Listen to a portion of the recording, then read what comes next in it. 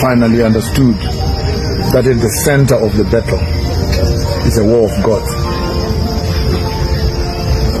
as to which God must rule the Africa. So after we have fought the colonial system,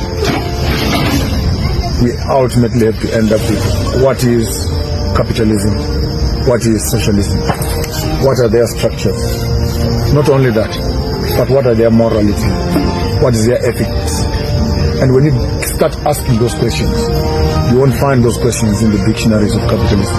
Because right now, capitalism must tell us, is it synonymous with Christianity? Or is socialism synonymous with anti-religion?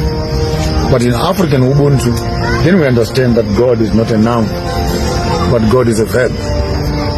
As He manifests Himself, so we name Him. So we have the Creator, we have the Rainmaker, we have the Protector. So every time we experience God, so He remains the one that is unknowable, the one with no name, but the one who says, I am that I am. In other words, when you are hungry, I become the food. When you are thirsty, I become the water. When there is drought, I make it rain. When there are diseases, I heal. So we experience our sense of spirituality not as a program on a weekend, but it becomes a daily experience. So whether we're eating, it's a religious, it's a spiritual expression.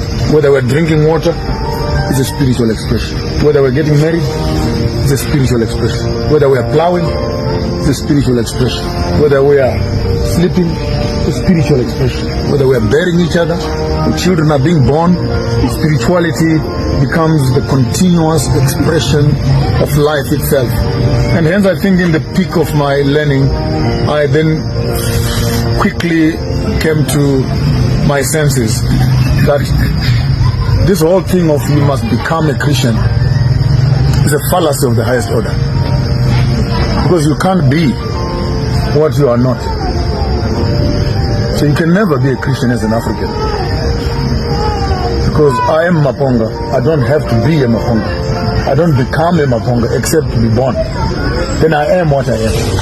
Then you understand that all these forms of religions that want you to become like them becomes an intelligent way of colonialism. So had the Muslims come to Uganda, maybe all of you will have been Muslims. Had the Chinese been here earlier on, maybe all of you will have been Buddhists. But because the British got here, Wara, I'm a Christian. You cannot be a Christian. You can't be a Christian. Just agree that we were colonized by the British, and the God of the colonizer has become my God also. Question in closing: can the God of the master and the God of the slave be the same? And let's